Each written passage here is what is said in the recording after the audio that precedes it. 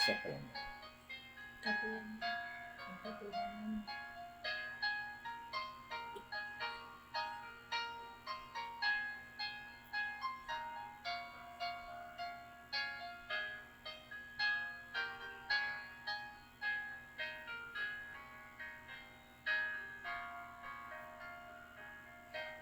Okay na.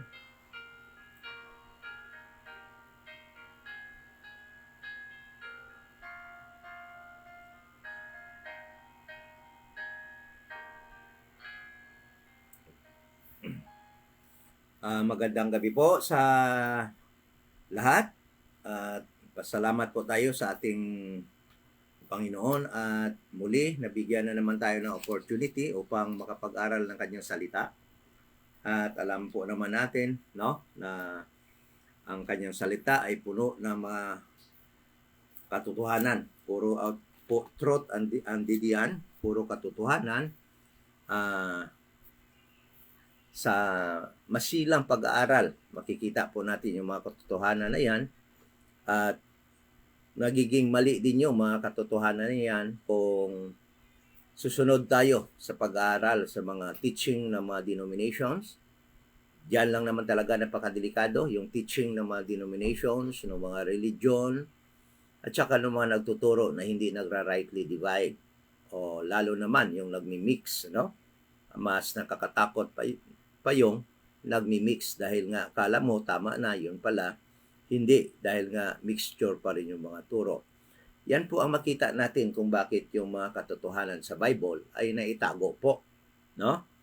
At yung nakakalungkot na dahil kahit na nakita na yung mga katotohanan na yan, ay pilit pa rin itinatago dahil nga may mga preconceived na mga belief na pinoprotektahan na mahirap na nilang alisin, mahirap na nilang tanggalin sa kanilang doktrina, sa kanilang pagtuturo dahil nga po naituro na nila at nahiya na silang baguhin pa, no?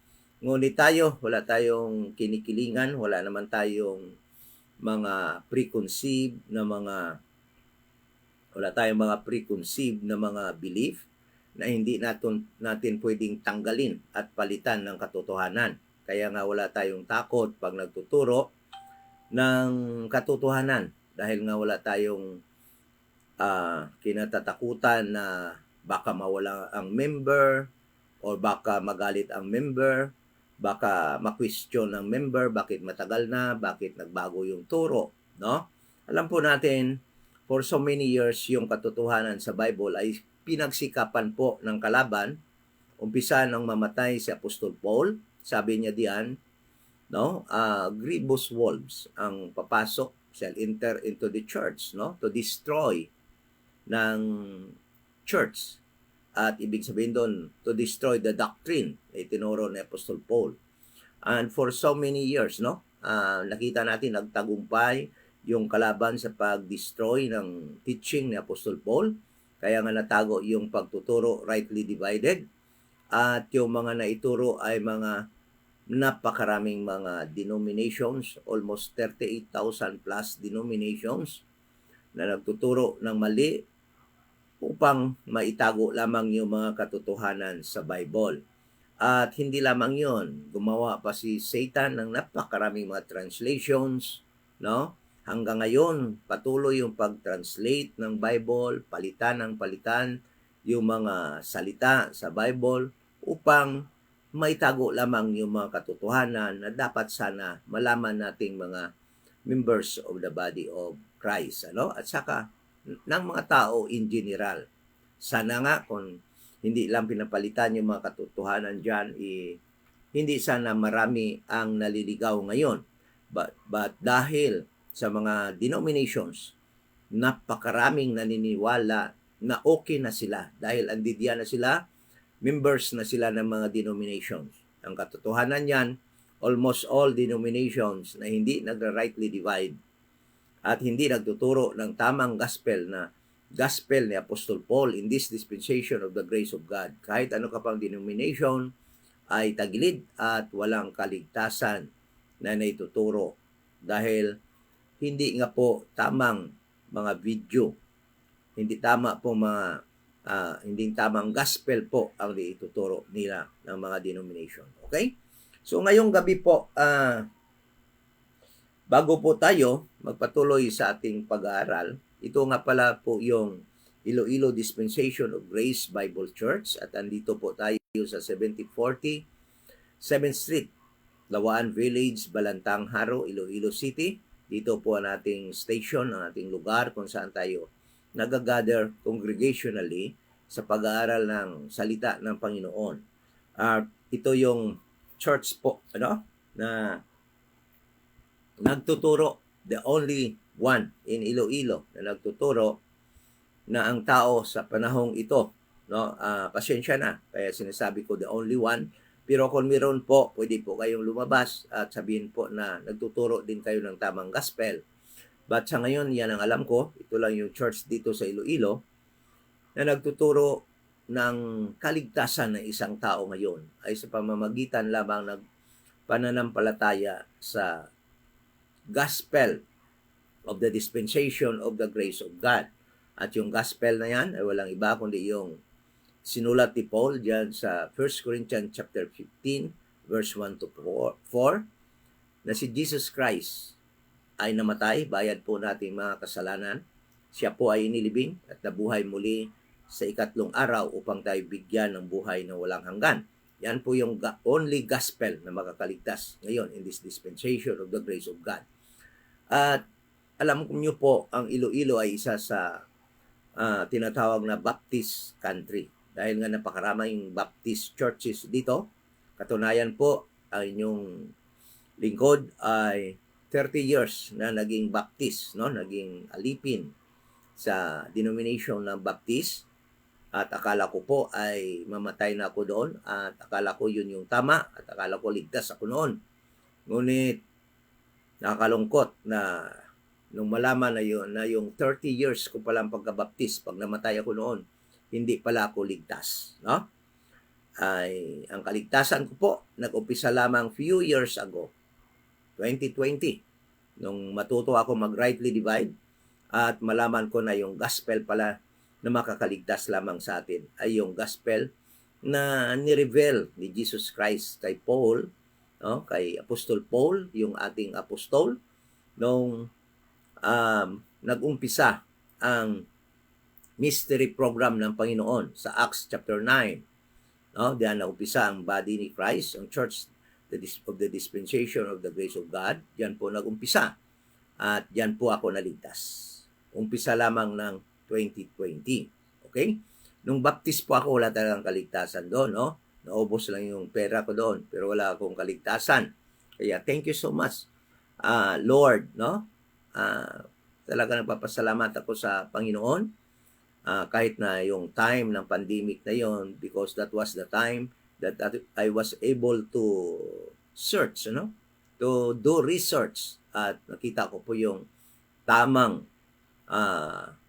pag-aaral, tamang turo kung paano yung kaligtasan ngayon. And that is to rightly divide the Word of God, the King James Bible.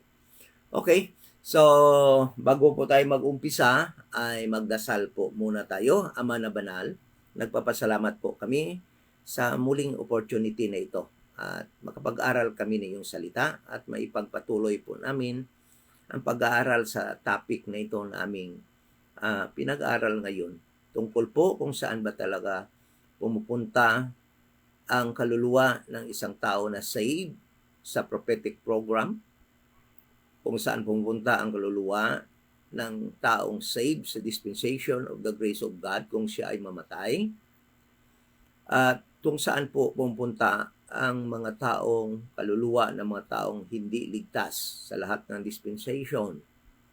At sana po ang pag-aaral na ito ay makabigay ng linaw, ng clarity sa marami ng mga tanong sa aming doktrina noon pa. At alam ko po na ito ay malaking katanungan sa iba. At sana sa pamamaraan ng pag-aaral na ito ay makita namin ang katotohanan at sana lang ang aming prayer na maging ready lamang kami sa pagtanggap, pag-unlearn ng mga hindi pala totoo na matagal na naming pinaniniwalaan at maluwag sa aming mga dibdib at isipan na tanggapin ang katotohanan. Ito po ay Bible study, kaya nga po nag-invite kami sa inyo na pag-aralan din po ninyo ang mga verses na atin pong babasahin ngayon to prove kung ano ba talaga ang nangyayari sa kaluluwa ng isang tao. At sa topic po namin ngayon na ididibang po namin sa pamamagitan ng iyong masalita ang tinuturo po na mali ng iba. Ang kay Christ na resurrection ay pattern ng aming resurrection din po. Sana po maging maliwanag sa amin pagkatapos ng pag-aaral na ito ang katotohanan. Thank you so much sa opportunity na makapag-aaral na yung salita. Thank you so much sa mga kapatid that are online, sa mga friends namin, at sa iba pa pong makapanood ng video na ito pagkatapos naming pag-aaral ngayong gabi. At binabalik po namin sa iyo ang glory in Jesus' name. Amen. So, ngayon po ay yan po ang nakasulat diyan sa ating pag-aaral. Pag-aaralan po natin yung at pag sinabi po natin i-debunk ay pawalang katotohanan po natin yung aral na yung resurrection ni Jesus Christ ay pattern po ng ating resurrection in this dispensation of the grace of God. Okay? So, sa pag-aaral po na ito, titingnan po natin unang-una ang biblical meaning ng word na pattern. No? Alam ko may mga meaning yan sa dictionary, but yung pinaka-the best po natin since we're studying the Bible, titingnan po natin yung meaning ng word na pattern dito mismo sa Bible. Pangalawa, upang maliwanagan tayo kung totoo ba na yung resurrection ni Jesus Christ ay pattern sa atin ngayon in this dispensation of the grace of God, titingnan din po natin kung paano si Jesus Christ na-resurrect. Pangatlo, titingnan din po natin kung paano tayo na mga members of the church, the body of Christ, ma-resurrect. Bodily ba ang ating resurrection or soul ang ma-resurrect sa atin? Then, titingnan din po natin yung kingdom sense. Pag sinabi natin kingdom sense, yung mga earthly people ng Panginoon from Genesis, mula pa kay Adam hanggang sa Acts chapter 7, nung ma-postpone yung program niya para sa Israel dyan sa Acts chapter 7, ngunit alam natin na si Cornelius at saka si Eunuch ay naligtas din sa kingdom gospel. Kaya kasama siya doon sa earthly people ng ating Panginoon na titira dito sa earth sa kanyang 1,000 years reign dito sa mundo. Okay? Yan po ang mga titingnan po muna natin. So, siguro magtatanong kayo, bakit hindi natin titingnan sa dictionary yung meaning ng word na pattern? Okay? So, kasi po, yung pinag-aaralan po natin ang Bible. Kaya, kung meron din lang makikitang kasagutan sa Bible, the most thing na gagawin natin, no? The very best thing na gagawin natin is to find mismo sa Bible ang meaning na isang salita upang malaman natin, no? Then, ito pa po, bibigyan ko kayo ng mga meaning, ng mga example bakit napaka-importante na sa Bible tayo titingin ng mga meaning ng mga salita.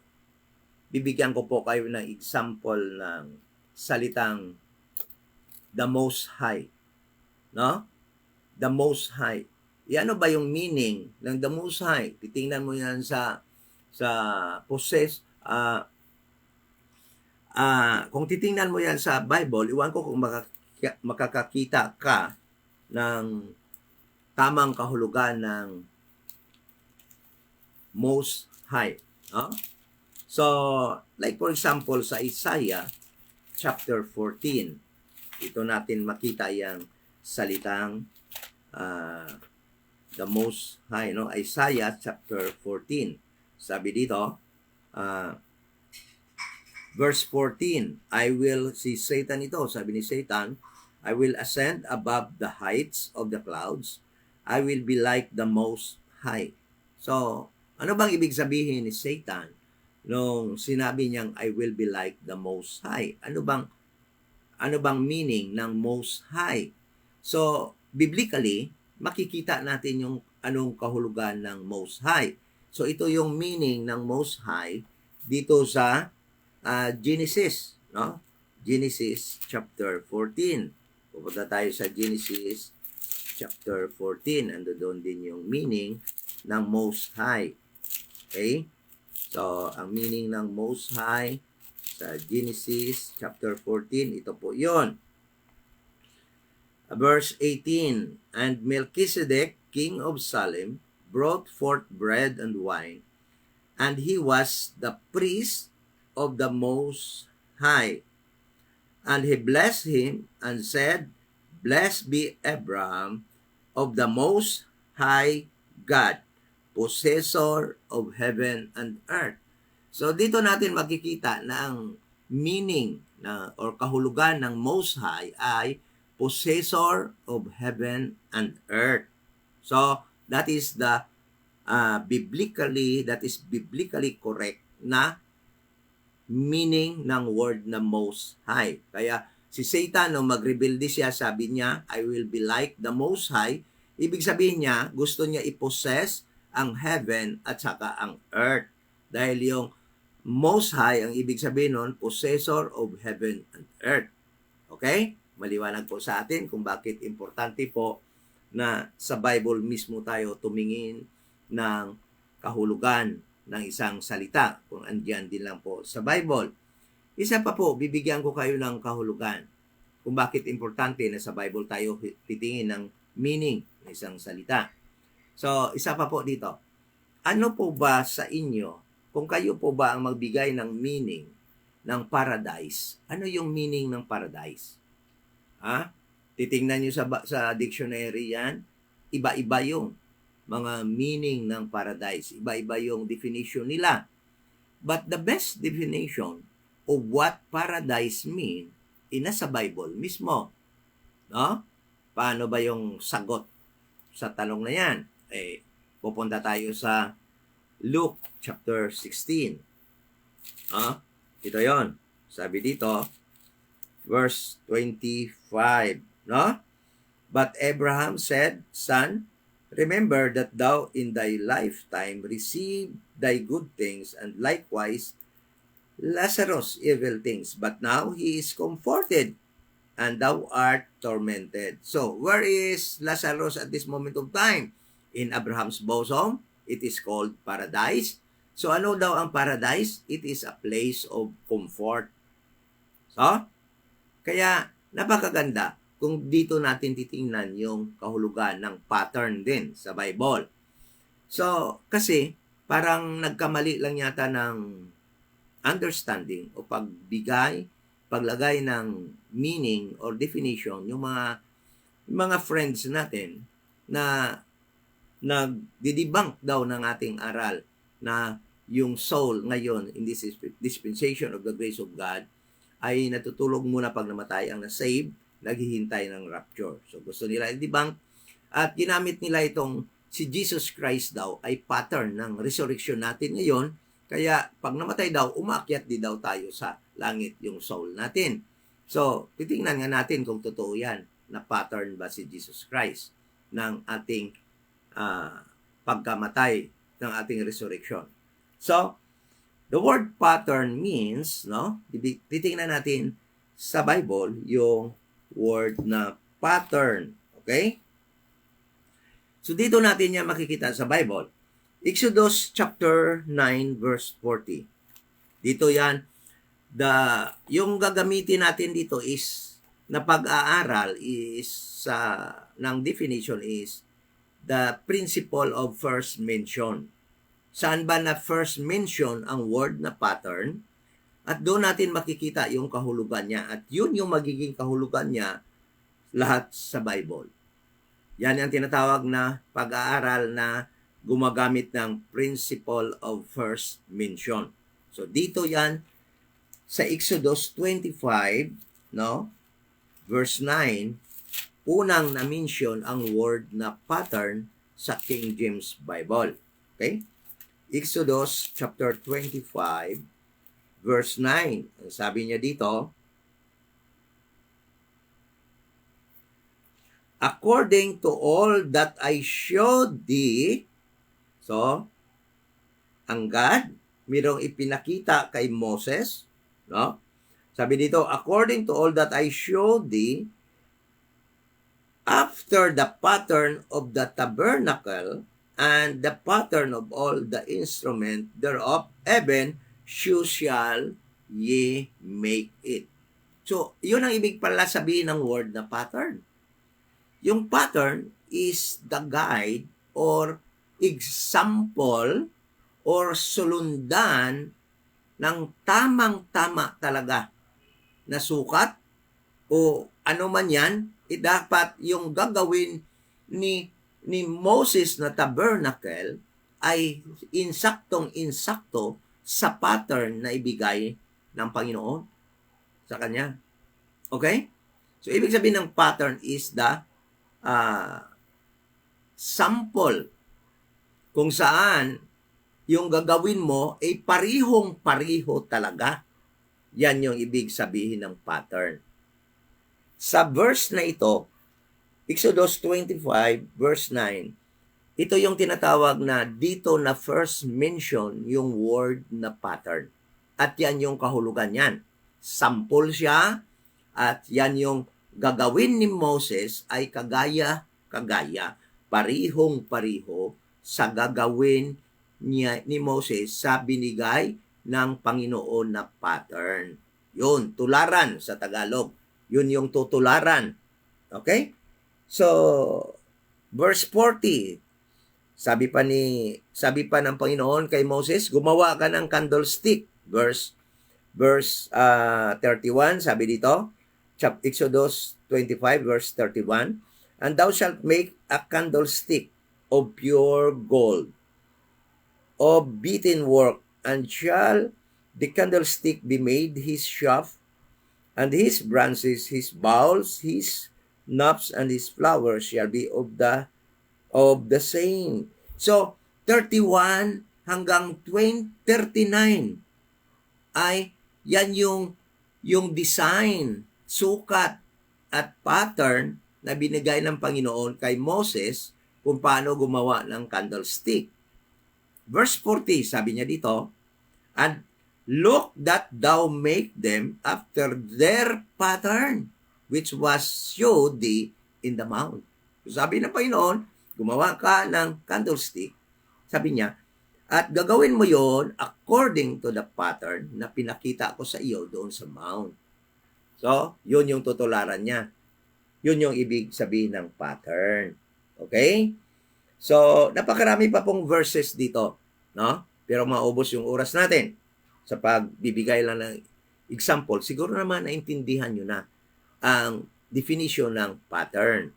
Kaya importante yon kasi parang na-miss ng mga friends natin na nagtuturo na si Jesus Christ daw ay pattern ng ating resurrection. Okay? So, actually, bibigyan ko sa yung mga verse, ha? Numbers 8:4, 1 Chronicle 28, verse 11, verse 12, verse 18, kag verse 19. Yun lahat, pattern yon kung paano gagawin ni Solomon yung temple. Yan, pattern din yan. Okay? At Hebrews 8:5, 9, Hebrews chapter 8, verse 5, then chapter 9, verse 23. Yan, yung mga pattern na yan. So, yan pong mga verses nag-i-explain kung ano yung pattern. Okay, having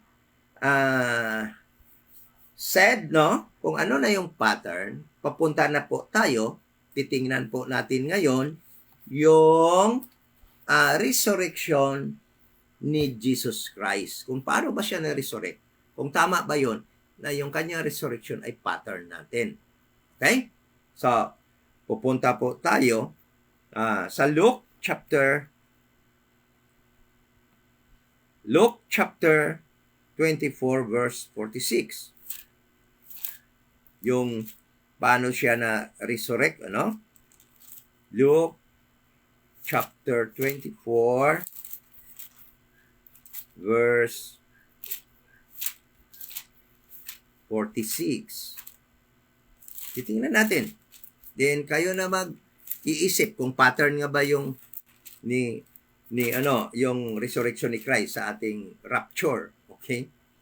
O, kasi yun yung claim nila.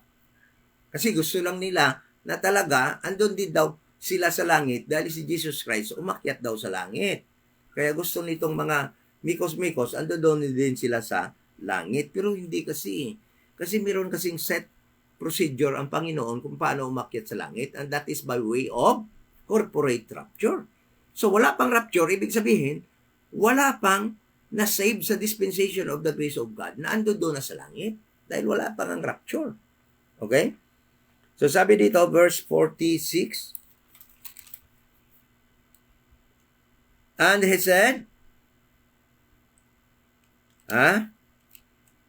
and he said unto them, thus it is written, and thus it behoved Christ to suffer and to rise from the dead the third day. Unang-una, yung resurrection ni Jesus Christ, nung inilibing siya, ay mangyayari sa kanyang sa ika-third day. Okay? So, tanong ko ngayon, ang mamatay ba ngayon sa dispensation of the grace of God, pag dating ba ng third day, ma-resurrect? Kung pattern nga si Jesus Christ, ang kanyang resurrection, kung pattern natin ngayon sa dispensation of the grace of God, na-resurrect ba bodily ang namatay sa dispensation of the grace of God? Wala. So kaya, kasi yung pattern dapat parihong-pariho. Parihong-pariho. Walang pagkakaiba. O, di ba? So, sabi dito, yung kanyang pagkamatay at sa kapag-resurrect niya is third day nang siya ilibing, ay mariresurrect siya third day. Ito na lang, tatanungin ko kaagad kayo, straightly. Yung tao ba na save in this dispensation of the grace of God, pag namatay at ilibing, marisurrect ba third day? Okay? So, hindi. Dahil, ando doon pa siya sa grave, yung kanyang soul nagki-cleave sa kanyang body, according to some, sa pag-aaral natin kagabi, at naghihintay pa siya ng rapture. Ng sound of the word of God. Naghihintay siya ng ma-awake sa shout of the angel and the trump of God. So, isa pa lang yon na mali ng pagtuturo. Pangalawa, bibigyan ko kayo ng example. Sabi nila, pag namatay daw yung tao, umaakyat daw kaagad sa langit yung kaluluwa.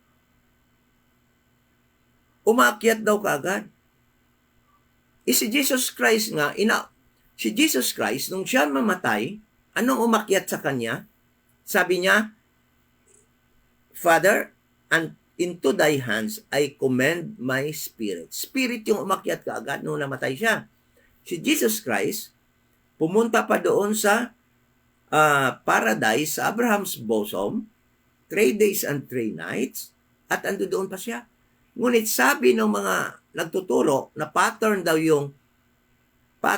yung resurrection ni Christ, yung kaluluwa daw ng tao ngayon, pag namatay, diretso agad sa langit. Paano nangyari yun? Where is the verse?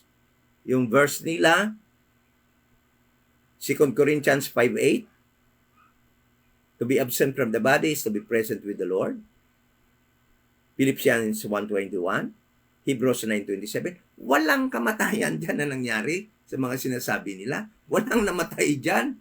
Na pumunta kaagad sa heaven yung mga verses na yan. No? So, nagtataka lang ako kung paano nila Saan? Talaga namang walang mga verses silang may support, puro lang salita, ano? So, nung umakyat si Jesus Christ, third day pa. Ngunit yung sabi nila, ngayon, pag namatay daw, agad-agad yung kaluluwa doon na sa langit.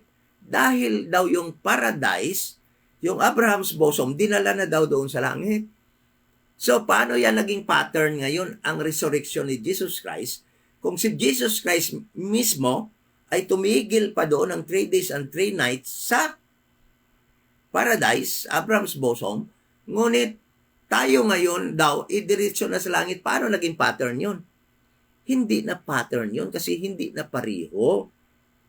Mukhang hindi yata naintindihan ng mga friends natin. Yung tawagin kapatid, ha? Friends. Kasi yung kapatid, pareho tayong belief. Pareho tayong ligtas. Yung wala tayong, hindi natin ginagawa ang cross of Christ of non-effect of because of baptism. Yun ang mga kapatid natin, na mga totoo. Pero pag gumagamit ng baptism, I will never call them brother. Bakit? Sinisira nyo yung cross ni Christ of your water baptism. Okay? So, kaya ang tawag sa nila friends. Mukhang hindi yata naintindihan ng mga friends natin yung word, ang definition ng word na pattern. Okay? Isa pa. Verse 17. John chapter John chapter 2 verse 19. Sabi dito, John chapter 2 verse 19, and Jesus answered and said unto them, destroy this temple, and in 3 days I will raise it again. Speaks prophecy ng kanyang death, burial, and resurrection. Na 3 days din siya babangon. So, tatanong ko sa inyo, meron bang bumabangon sa dispensation of the grace of God na ligtas na ilibing pagka 3 days babangon? Meron din ba sa kingdom sense sa grupo nila ni Abraham na pag namatay in 3 days time babangon? Wala. Kaya it is a false claim that Jesus Christ's resurrection and ascension to heaven is our pattern, and hindi din yun pattern ng mga kingdom sense kasi magkaiba ang fashion ng kanilang resurrection. Okay? Pupunta tayo ngayon sa John chapter 20 verse 21, ano? Punta muna sa 21. John 20 verse 1. Ito, resurrection ni Jesus Christ na ito. John chapter 20 verse 1. Sabi dito, in the first day of the week, cometh Mary Magdalene early, when it was yet dark, unto the sepulchre, and seeth the stone taken away from the sepulchre. Nung first day of the week, kinamagahan ng inilibing na si Jesus Christ, kinamagahan, no? Ay pumunta si Mary. Wala na. Na-resurrect na si Jesus Christ. At nagpakita si Jesus Christ sa kanila sa araw na yon na kanyang resurrection. Verse 17, Jesus said unto her, nung nagpakita siya sa kanila, sa kanyang mga disciple, wala si Tomas ng time na ito. Sabi niya kay Mary, no? Touch me not, for I am not yet ascended to my Father. But go to my brethren, and say unto them, I ascend unto my Father, and your Father, and to my God, and your God. So sabi ni Jesus Christ, wag mo muna akong hipuin. Do not touch me. I-explain ko yan kung bakit ayaw ni Jesus Christ magpa-touch. Ha? Sabi niya dito, wag mo muna ako i-touch. Bakit? Tatanungin ko kayo, bakit ayaw ni Jesus Christ magpa-touch kay Mary? At bakit yung araw na yun mismo na siya ay na-resurrect, bakit aakyat siya kagad sa heaven? 3 days pagkatapos ng resurrection niya ng 3 days, within that day, aakyat kaagad siya sa heaven. Anong gagawin niya doon sa heaven? Okay? Ito yung gagawin niya sa heaven. Hebrews 9 to 17. Ang gagawin ni Jesus Christ doon sa heaven, no? Ito, ang sa Hebrews 9:17 na i-explain dito. Hebrews 9:9. Hebrews 9:9, sabi niya dito, which was a figure for the time then present, in which were offered both gifts and sacrifices that could not make him that did the service perfect as pertaining to the conscience. Referring sa sacrifices na ginagawa sa temple, nagpapatay doon ng hayop at hindi naman nakakakuha talaga ng mga kasalanan. Verse 10, which stood only in meats and drinks and divers washing and carnal ordinances imposed on them until the time of Reformation. Verse 11. Ibig sabihin, yung ginagawa sa temple, na pag-sacrifice ng mga animals, pag-washing ng mga priests, temporary lang yan, hanggang darating yung Reformation. Ito na ngayon, verse 11. But Christ being come on an high priest of good things to come, by a greater and more perfect tabernacle, not made with hands, that is to say, not of this building, neither by the blood of goats and calves, but by his own blood, he entered in once into the holy place, having obtained eternal redemption for us. So, for if the blood of bulls of goats and the ashes of the heifer, sprinkling the unclean, sanctified to the purifying of the flesh, verse 14, how much more shall the blood of Christ, who through the eternal Spirit offered himself without spot to God, purge your conscience from dead works to serve the living. So, si Jesus Christ, umakyat siya sa langit on the day, mismo na siya na resurrect, no? Pagkatapos ng 3rd day, nandun siya sa Abraham's bosom, na resurrect siya, then umakyat sa mismo sa langit to bring his blood there and to offer his blood in the heavenly tabernacle, for the atonement of sins. Doon, kaya nga ang pattern ng tabernacle na ginagawa kay Moses, dapat talagang pariyo sa itinuro ng Panginoon sa kanya doon sa mount, dahil nga yung pattern na yan galing mismo sa heavenly tabernacle. So doon umakyat si Jesus Christ, dinala yung kanyang blood, at doon yun na sprinkle sa heavenly tabernacle for the atonement of our sins. Ilang araw doon si Jesus Christ sa heaven? 7 days siya ando doon sa heaven. 7 days. Bakit siya 7 days? Bakit ayaw siya magpa-touch kay Mary Magdalene during the time? Ito yung reason. Exodus 29:35. Exodus 29:35. Si Jesus Christ ay magiging high priest. Kaya umakyat siya doon as high priest during the time.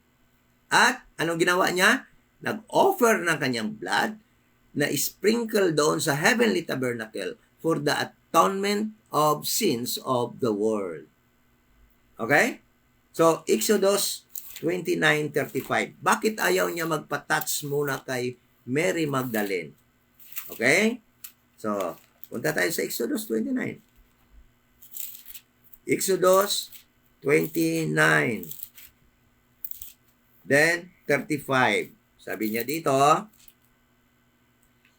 and thus shalt thou do unto Aaron and to his sons according to all things which I have commanded thee.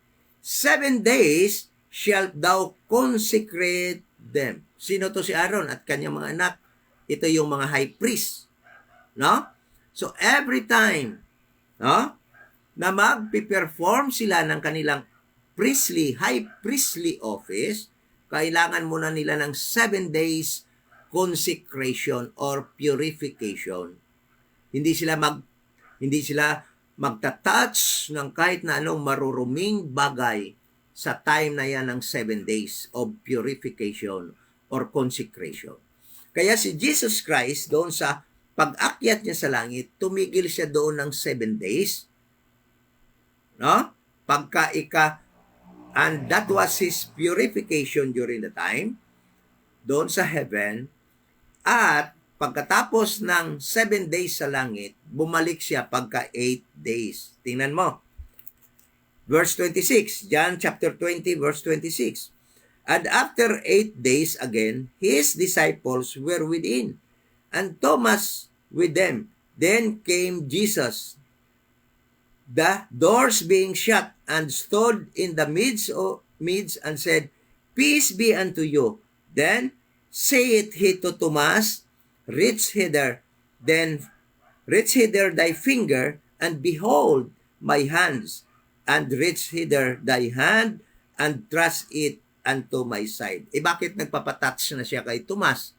Kasi nga, tapos na yung 7 days consecration ni Jesus Christ as high priest. Yun yung reason kung bakit ayaw niya magpa-touch muna kay Mary Magdalene. But pagkatapos ng kanyang 7 days purification or consecration doon sa heaven, nung dinala niyang kanyang blood doon at binuhos doon sa heavenly tabernacle for the atonement of sin of humanity, ay bumaba siya after 8 days, then nagpa-touch na siya kay Thomas dahil tapos na ang kanyang 7 days consecration. So, tanong ko sa inyo, si Jesus, yung mga, tayo ba ngayon in this dispensation of the grace of God, tayo ba ngayon kung matay tayo, umakyat doon tayo sa langit, may nagko-consecrate ba tayo 7 days, tapos bumabalik naman dito? So, wala. Ganin din yung mga kingdom saints. Kaya, never na magiging pattern yung resurrection ni Jesus Christ at kanyang ascension doon sa heaven ng ating rapture at ng resurrection ng mga kingdom saints. Ibang-iba yung resurrection ni Jesus Christ. Hindi yun pattern, but he is first fruit siya ng mariresurrect ulit na sunod sa kanyang earthly program to Israel. So, alam niyo yung mga sinasabi natin, earthly program to Israel, earthly people, medyo mahirap makaintindi yung mga denominations, no? Dahil hindi sila nagra-rightly divide. Pero yung pinagtataka ko, yung nagkiklaim na mga RD na hindi pa rin nakakaintindi nun. At yung nangyayari sa prophetic program, i-apply pa rin nila sa kanilang sarili na meron tayong sariling pattern. Meron tayong sariling tawag dito, doctrine. Meron tayong sariling programa for the dispensation of the grace of God. Okay? So, hindi tama yun na yung resurrection ni Jesus Christ ay pattern daw ng mga ma-resurrect na susunod. No, hindi yun. Meron tayong sariling resurrection at yun yung soul natin, no? Sa rapture. Meron naman silang sariling resurrection ng mga kingdom saints, and that is bodily resurrection sa second coming ni Christ. Ibang-iba yun sa resurrection ni Christ. Okay? So, ano pa bang ginawa ni Jesus Christ doon nung ma-resurrect siya at umakyat siya sa heaven? Kasi pattern din daw yung ascension ni Jesus Christ. Kaya andun din daw tayo sa heaven pag namatay tayo. Tingnan mo, kasi umakyat daw si Jesus Christ sa heaven. Tingnan mo. Sabi dito sa Mark chapter 14 verse 62. Bakit? Pagkatapos nun, pagka 40 days si Jesus Christ, umakyat na naman siya sa langit. Ito, tanong ko sa inyo. Kayo ba meron na bang na-resurrect? Meron na bang sa dispensation of the grace of God na na-save? Na-resurrect bodily? Tapos, umakyat sa langit sa araw na ni-resurrect siya. Tapos, bumalik siya after 7 days. Tapos, umakyat na naman siya ulit pagka after 40 days. Wala. Dahil hindi nga yun pattern yung kay Jesus Christ na resurrection. Ibang-iba yun dahil may mga dapat siyang i-fulfill sa kanyang resurrection. Okay? So, tingnan mo.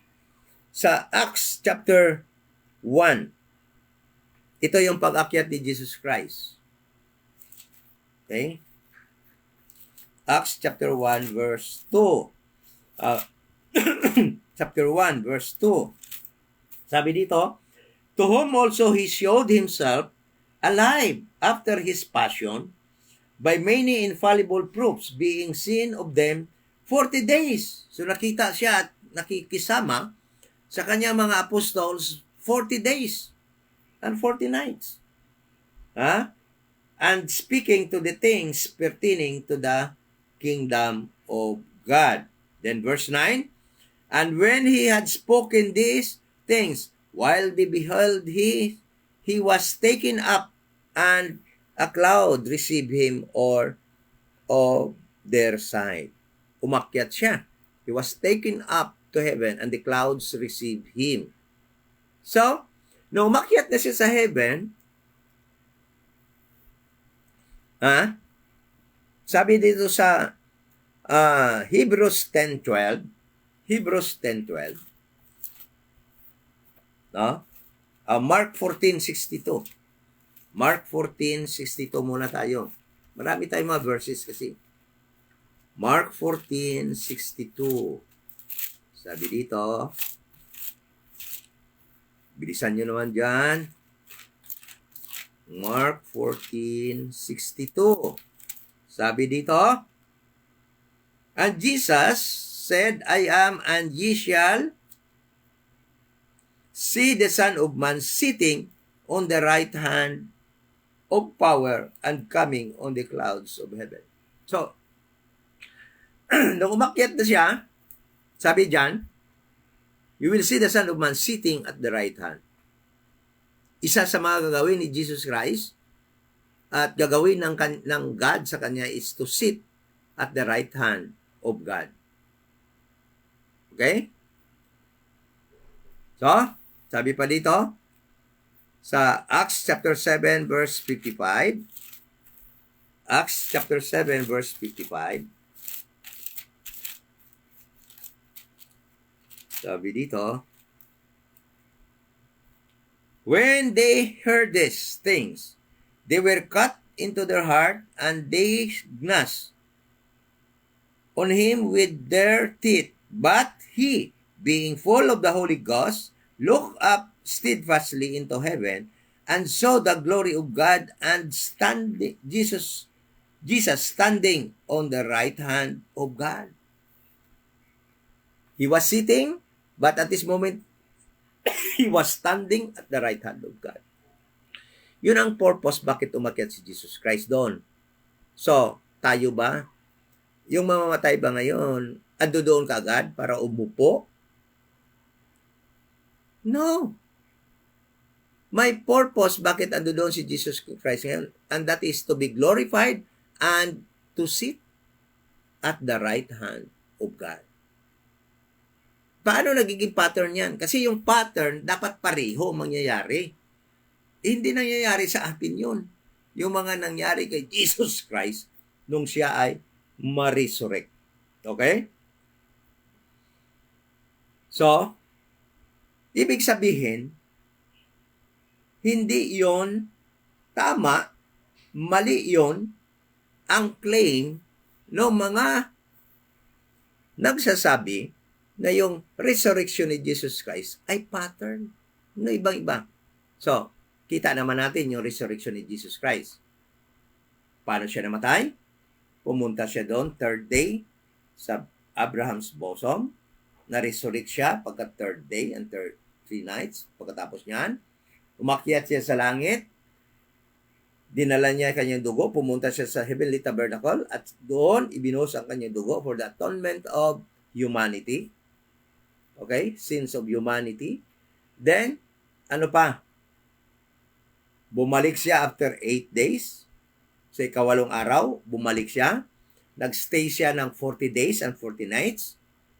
No? Para umakyat naman muli pagkatapos ng 40 days. Na yan. Yun yung kanyang resurrection. Kung titingnan natin, never na nangyari yan sa atin or sa mga namatay na sa dispensation of the grace of God. Alam naman natin, paano ba namamatay ngayon yung mga saved sa dispensation of the grace of God? Paano namamatay? Pag namatay tayo, ininilibing at sabi ni Paul, natutulog muna ang soul, yung body, kung saan yung body nakahimlay, ando doon yung soul, nagki-cleave doon yung soul, according to Psalms na binasa natin kagabi, nagki-cleave doon ang soul, waiting for the help, waiting for that sound of the trumpet, so that they will be awakened, and that's the time na pupunta tayo sa langit. Kaya malayong malayo na yung kay Jesus Christ na resurrection and ascension ay ating pattern. Hindi po sa panahong ito. Hindi po, maling-mali po yan na sabihin nila na pattern yung ang resurrection ni Christ sa atin ngayon. Ilang beses ko na ulitin yung resurrection natin dito ha. Yung resurrection natin is soul. At this moment, ang mga namatay, natutulog muna. Kagabi, ipinakita ko sa inyo lahat yung mga verses kung paano nag-cleave ang soul sa body, sa dust.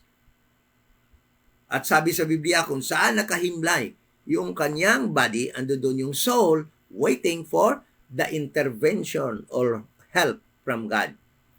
At alam naman natin na yung help na yan, darating yan sa atin sa time ng rapture.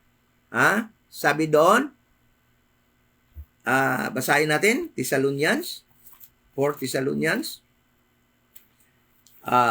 chapter 4, verse 16. 16, for the Lord himself shall descend from heaven with a shout, with the voice of the archangel, with a shout. Bakit talaga magsha-shout? That is to revive, to awaken ng mga natutulog. And with the trump of God, and the dead, yung natutulog, no, the soul in Christ shall rise first. Ito, kasi meron pang isang RD din, no, na nagsasabi, ano ba talaga ang gigisingin, ang body o ang soul? Tatanungin ko kayo. Pag natutulog kayo, sino ba ang nakakaramdam ba kayo? Nakakadinig ba kayo pag tulog kayo? Meron ba kayong conscious ba kayo pag natutulog kayo? Wala. Dahil nga ang soul at the time is tulog. Kasi hindi talaga nila matanggap-tanggap na ang soul ay natutulog. Kasi every minute, every time, every second daw, ang soul ay gising. Hindi totoo yan. Kung hindi ka natutulog, hindi tulog yung soul mo. Pero kung natutulog ka, itulog yung soul mo. Bakit? Kung gigisingin ka, pag nakadinig ka na ba ng sigaw, yung body mo ba ang nakadinig? Hindi, yung soul mo yung nakadinig. Gumising yung soul mo, yung kaluluwa mo. Ano ba namang aral yan? Kung natutulog ka, bakit unconscious ka? Kasi sabi nila, every time ang soul is conscious. Every seconds. Sige nga, matulog ka nga kung conscious ka.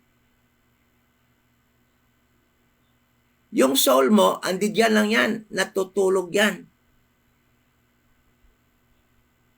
Kaya pag maingay, nagigising ka dahil nagigising yung soul. Kaya pag shout ng trump ng mga angels, and the trump of God will sound, your soul will be awakened, and that is the help from God, according to Psalms. Dahil nga, yung soul mo is silence. Nabasa natin kagabi yan, ha? Kung hindi nyo alam yan, panoorin nyo yung video natin, yung part 6, ano? Will explain kagabi na yung soul nagki-cleave sa body, sa dust, pag namamatay. At ando doon sa grave. Wala siyang power to get out from the grave unless God will help him, will help that soul. And our help ay darating sa rapture. Doon darating ating help. Sila naman, yung soul nila sa mga kingdom sense ay conscious. Ando doon sila sa Abraham's bosom, waiting for their bodily resurrection. Yun yung kaibahan ng mga resurrection ng kingdom sense at resurrection ng church, ng members of the body of Christ. Hindi pareho. May kaibang program ang Panginoon para sa body ni Christ. Iba din yung sa church ng Messianic Church. No? So, napakarami pang verses na nagpapakita, no? Na talagang hindi pwedeng magiging pattern yung resurrection ni Jesus Christ. Ang tanong, ano ba yung resurrection? Bibigyan ko kayo ng isa pang kahulugan ng pattern. Now, isa pang pattern dito. Ito. Sa 1 Timothy, ito yung tamang pattern na nangyari. Sa 1 Timothy chapter 1, verse 16, ito yung pattern natin sa salvation. Howbeit for this cause I obtained mercy, that in me first Christ might shew forth all long suffering for a pattern to them which should hereafter believe. Okay? Ito yung pattern kung ano yung ating i-believe para maligtas. So, yung pattern is si Paul, nag-believe siya sa gospel of the grace of God. Nakita niya si Jesus, alam niya si Jesus Christ na matay. Naniwala siya na si Jesus Christ ay nabuhay. Binayaran niya kanyang kasalanan. Naniwala siya si Jesus Christ na buhay dahil nakita niya personally. At alam niya si Jesus Christ na buhay muli dahil nakita din niya personally. Yun yung pattern na tama. Yan yung ating pattern din ng kaligtasan ngayon. Naniwala tayo si Jesus Christ ay namatay, bayad ng ating kasalanan, inilibing siya at nabuhay muli sa pangatlong araw. Yan yung pattern na insakto talaga. Yung resurrection ni Jesus Christ can never be a pattern sa resurrection natin because soul yung i-resurrect sa atin at mangyayari pa yun sa rapture, hindi ng third day na mamatay yung believer sa dispensation of the grace of God. Hindi siya mabubuhay sa third day at aakyat kagad sa langit. Hindi siya babalik at aakyat naman sa 40 days. Hindi. Kaya hindi natin pattern yun. Ganon din sila sa kingdom sense. Hindi din nila pattern yung resurrection ni Jesus Christ at ascension. Why? Bakit? Yung resurrection ni Jesus Christ ay first fruit yun. Okay? Ito, tingnan mo. Basahin natin. 1 Thessalonians. Hindi pattern yun ang pagka-describe ni Paul. Kundi first fruit siya nung first fruit siya nung ma-resurrect ulit, bodily, para doon sa kingdom, earthly kingdom ni Christ. Ito, sabi niya dito, but now is Christ risen, 1 Corinthians 15, verse 20, but now is Christ risen from the dead and become what? Hindi pattern, first fruits. Okay? Of them that sleep, silang mga natutulog, referring sa kingdom sense. For since by man came Adam, came death, by man came also the resurrection of the dead. Referring to Adam, through Adam, dumating ang kamatayan, but through also sa resurrection from the dead, sabi niya dito, for as in Adam all die, even so in Christ shall all be made alive. But, verse 21, every man in his own order. Christ, the first fruit, afterward, that are Christ at His coming. So, anong nire-refer ni Paul dito? Paul here was, ang context dito is that Paul defending the resurrection of Christ bodily. At sabi niya dito, sila rin na first fruit siya at ng mga susunod na ma-resurrect bodily sa kanyang coming, referring sa kanyang second coming. Isino yon? Yung mga kingdom saints. So yung resurrection ng mga kingdom saints, doon pa sa second coming ni Christ, pagkatapos ng tribulation period.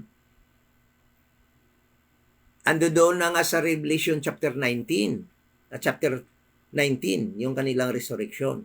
Pagbalik ni Christ, pag-establish ng kanyang kingdom. Okay? So, hindi pattern yon ng mga kingdom saints, ang kanyang resurrection. Bakit? Si Christ 3 days lang na-resurrect. Sila hanggang ngayon, andun pa sa, saan ngayon yung mga kingdom saints believer? Andun pa ngayon sa Abraham's bosom, sa ilalim ng lupa. Wala sa langit andun sa ilalim ng lupa. Naghihintay ng kanilang bodily resurrection. Oh. Paano naging first fruit?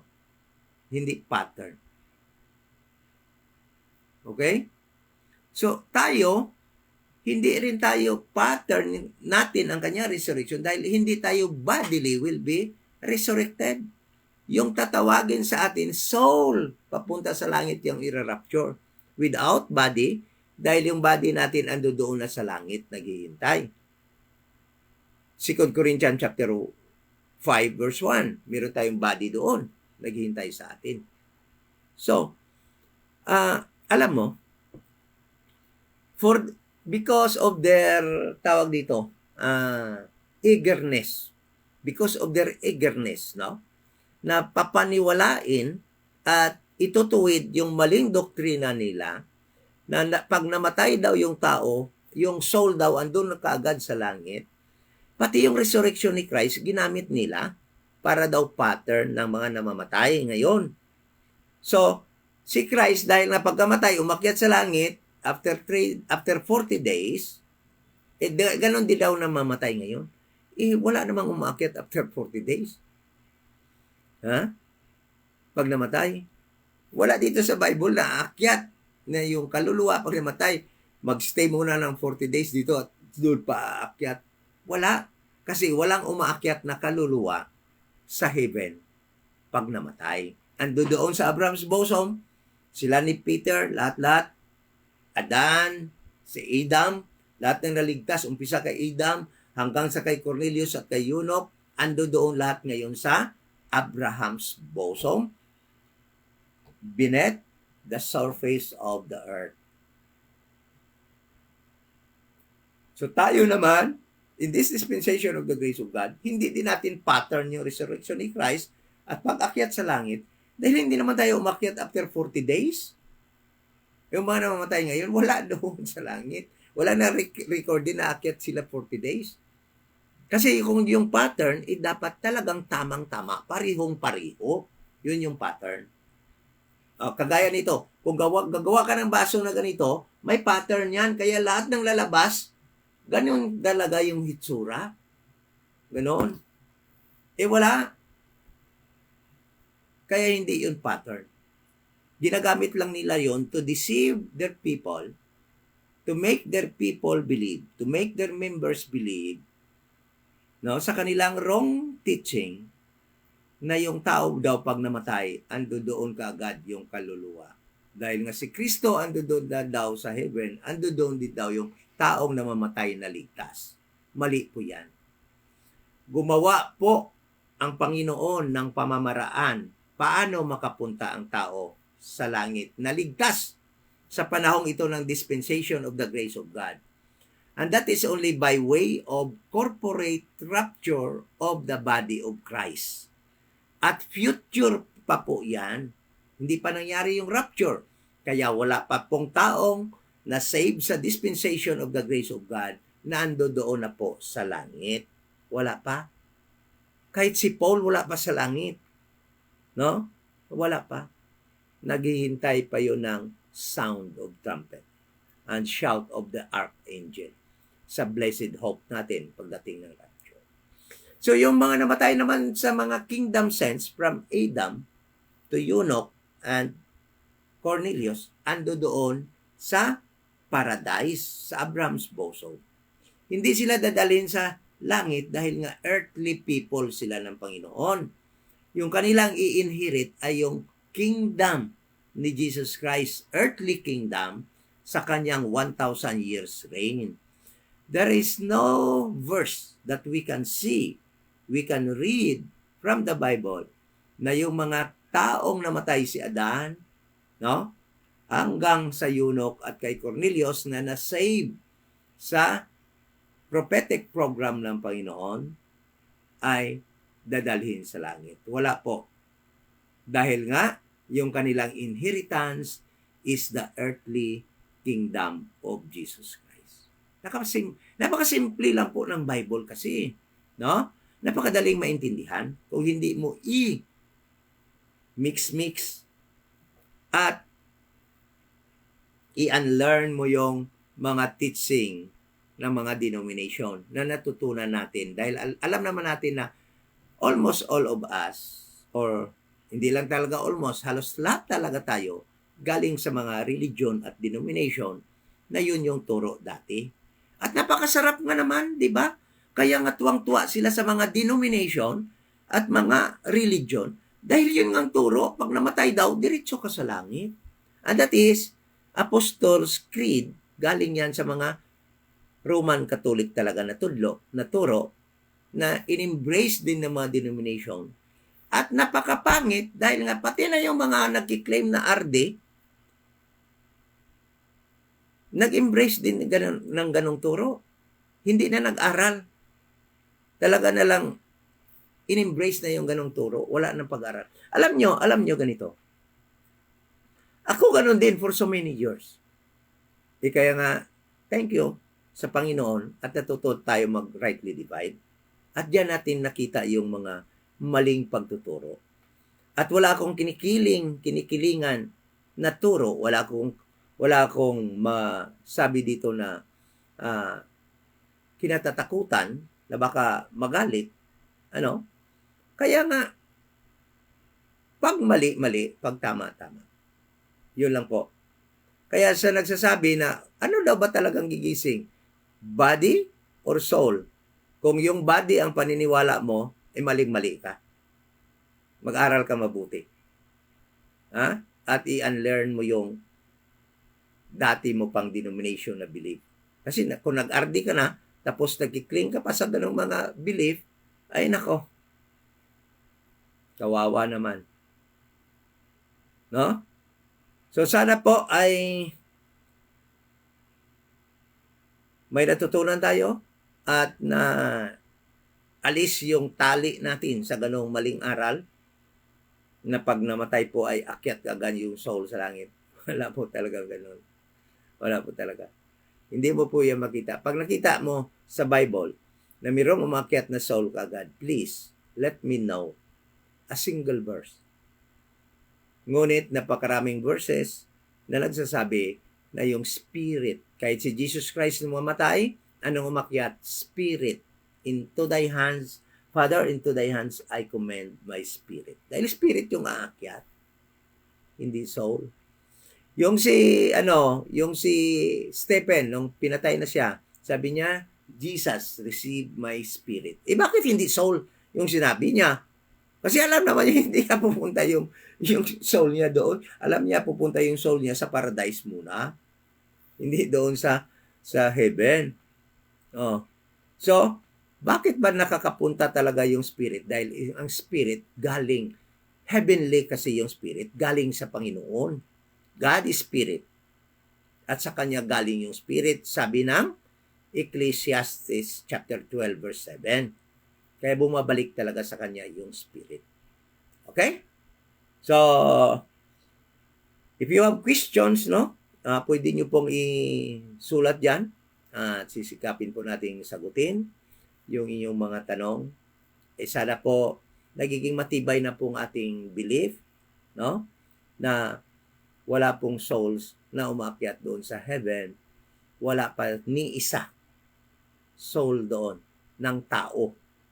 Sabi ng Bible, yung umakyat lamang doon, yung galing din doon, the Son of Man, and that is Jesus Christ. Siya lang ando doon na human. Kasi 100% human din si Jesus Christ at 100% God. There's no other human being up there in heaven right now. Walang-wala pa. Huwag naman kayong mauna. Maghintay naman kayo nung set procedure ng Panginoon. At saka kahit gustuhin nyo, kahit sumakay pa kayo ng rocket ni Elon Musk, hindi talaga kayo pupunta doon. Kahit manghiram pa kayo ng rocket, kahit manghiram pa kayo ng mga UFO para pumunta doon, you cannot go through the third heaven. Okay? Yung mga rocket ni Elon Musk, ni sino pa yung gumagawa ng rocket papunta doon sa heaven, bumabangga lang dyan sa sa firmament, sumasabog. Hindi pa rin sila makakapasok doon sa third heaven. Lalo na yung kaluluwa ng tao, mas lalong walang power yon to go to heaven. That soul is cleaving to his body. According to Book of Psalms, na kinote natin marami kagabi, waiting for the help of God. And that help will arrive during the rapture, the corporate rapture of the church, the body of Christ. Doon pa lang aakyat ang kaluluwa sa langit at isusuot natin yung ating heavenly celestial body sa 2 Corinthians chapter 5 verse 1. No? Sana naging malinaw ang ating pag-aaral ngayong gabi na ito. Thank you so much. At bago tayo mag-close, ito nga pala yung Iloilo Dispensation of the Grace of God. Ito yung church dito sa Iloilo na nagtuturo ng kaligtasan ay maaangkin ng tao ngayon, no? Sa pamagitan ng pananampalataya na si Jesus Christ ay namatay, bayad po ng ating mga kasalanan, at siya po ay inilibing at nabuhay muli sa pangatlong araw upang bigyan po tayo ng buhay na walang hanggan. Meron po dito tanong si Dicky Tomas, no? Dicky Tomas, yung namamatay po sa lahat ng dispensation in time past at sa present dispensation ng the grace of God, ang namamatay po na hindi ligtas ay diretso po doon sa hell, sa place of torment sa hell.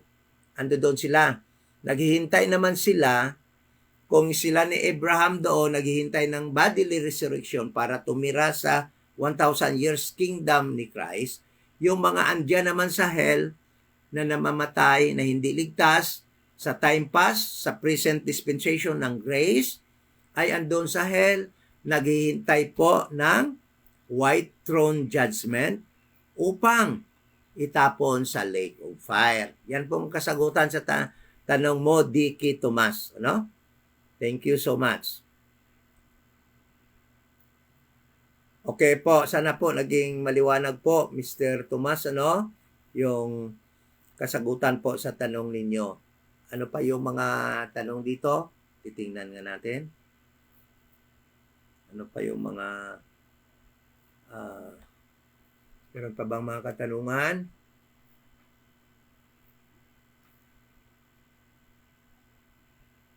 Wala naman yata.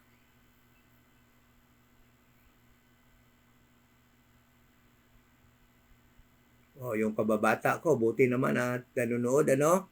Ubita Albarina, thank you pagpanood mo.